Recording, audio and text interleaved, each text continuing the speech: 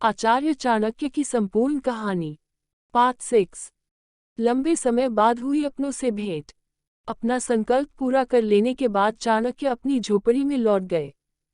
उनके मन में पूर्ण शांति भर गई थी। उस दिन उन्होंने वर्षों बाद जी भरकर विश्राम किया। अब वे अपने बचपन की मित्र सुवासिनी और चाचा चाची से मिलना चाहते थे। उन्हें क्या पता था कि उनके माता पिता की तरह उनकी चाची भी अब संसार में नहीं रही। किसानों से वे इतना जान चुके थे कि शकटार को न केवल बंदीगृह से रिहा कर दिया गया है, बल्कि उन्हें एक मंत्री पद भी दे दिया गया है, परंतु सुवासिनी या उसकी मां के बारे में कुछ नहीं जान पाए थे। न ही उन्होंने बारे में किसानों से कुरेद कुरेद कर पूछना उचित समझा था। वे महाराज की हत्या करके उनका सिर चौराहे पर टांग आए थे।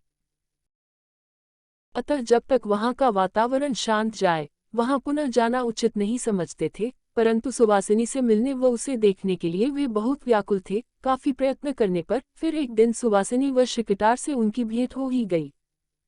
चाणक्य तक्षशिला लौट आए। अपने प्रियजनों से भेंट करके आचार्य चाणक्य तक्षशिला पहुंच गए। विश्वविद्यालय के सभी कर्मचारी, ऋषि महात्मा, आचार्यगण, कुलपति तथा कई राज्यों के राजकुमार उनकी प्रतीक्षा कर रहे थे। नया सत्र प्रारंभ होने में केवल एक ही दिन शेष था और चाणक्य ये वचन देकर गए थे कि वह सत्र शुरू होने से पहले ही लौट आएंगे, इसलिए सभी को उनकी व्याकुलता से प्रतीक्षा थी।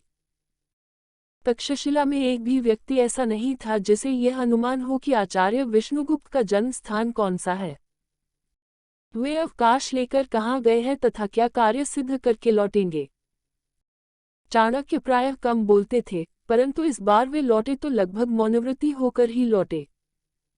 कोई कैसे जान सकता था कि उनके मन में कैसी हलचल हो रही है, कुछ कर दिखाने की कैसी उत्कृष्ट इच्छा जन्म ले चुकी है। अगले ही दिन से उन्होंने अपना कार्यभार संभाल लिया तथा छात्रों को पूरी तन्मयता से शिक्षा देने लगे। सिकंदर का आक्रमण। लगभग 15 वर्ष तक चाणक्य दिन रात अपने कार्य में लगे रहे। इस बीच सिकंदर लगातार भारतवर्ष में आगे बढ़ता रहा। कुछ राज्यों में आक्रमण करके उसने अपना अधिकार भी कर लिया। चाणक्य अब वृद्धावस्था में प्रवेश कर चुके थे। चाहा तो उन्होंने भी था कि उनका एक घर परिवार हो, परंतु व्यक्तिगत हितों के लिए उन्होंने कभी अपनी भावनाओं का त्याग नहीं किया। वे लगातार राजकुमारों को देश प्रेम की शिक्षा देते रहे तथा उन्हें विदेशी शक्तियों के विरुद्ध संगठित हो जाने का संदेश देते रहे। इन 15 वर्षों में चाणक्य पूरे भारतवर्ष में प्रसिद्ध हो गए। प्रत्येक राज्य में उनका नाम सम्मानपूर्वक लिया जाने लगा।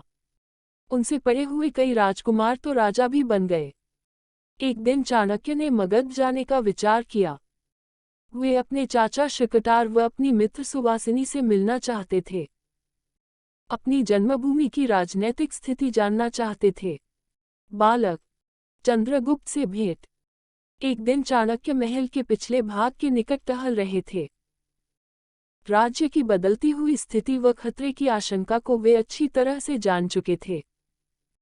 सुवासिनी का चेहरा अभी तक उन्हें दिखाई नहीं दिया था।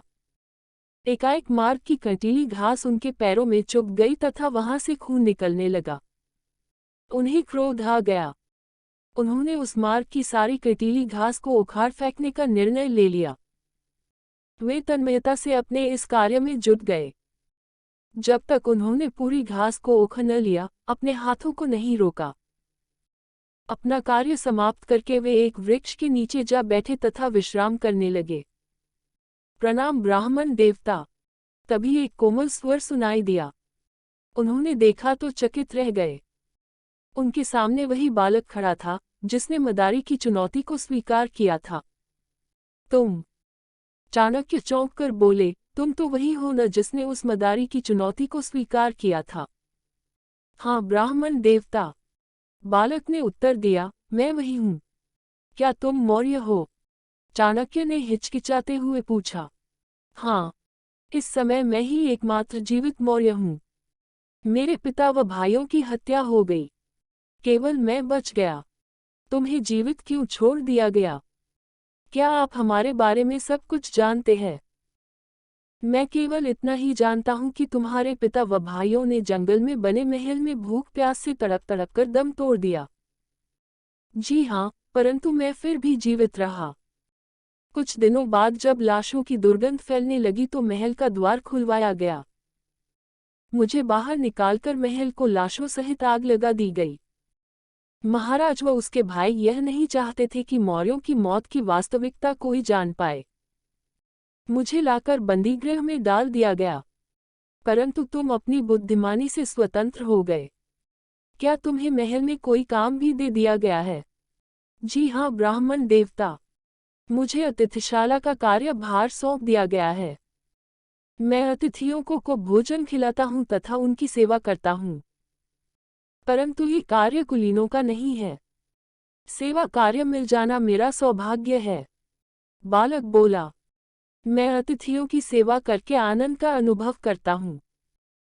चाणक्य की खोजपूर्ण दृष्टि बालक के चेहरे पर गड़-सी गई, परंतु बालक उससे जरा भी विचलित न हुआ।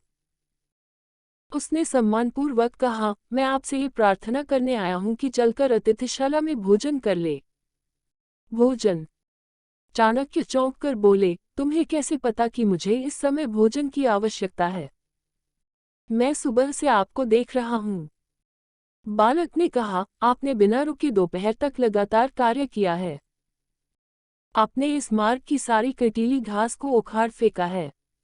क्या आपको भूख नहीं लगी होगी? कृपया मेरे साथ चले और भोजन करके मुझे कृतार्थ करे। चाणक्य ने बालक को निकट बुलाया, फिर उसके सिर पर आशीर्वाद का हाथ रखकर पूछा, तेरा नाम क्या है? मेरा नाम चंद्रगुप्त है ब्राह्मण देवता। बालक ने उत्तर दिया, मैं अपने माता पिता का सबसे छोटा पुत्र हूँ।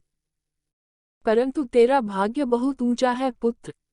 चाणक्य ने कहा, ईश्वर ने चाहा तो तू राजा बनेगा। यदि आप जैसा कोई गुरु मिल गया तो अवश्य बन जाऊंगा। मेरे जैसा गुरु। आप धुन के पक्के हैं ब्राह्मण देवता। आप जो करने की ठान लेते हैं, उसे करके ही दम लेते हैं। यदि मैं राजा बनूंगा तो ऐसे ही गुरु की कृपा से बन पाऊंगा। अब आइए, आपको तेज भूख लगी होगी। चाणक्य प्रसन्नतापूर्वक उठ खड़े हुए तथा चंद्रगुप्त के साथ चल पड़े। धन्यवाद।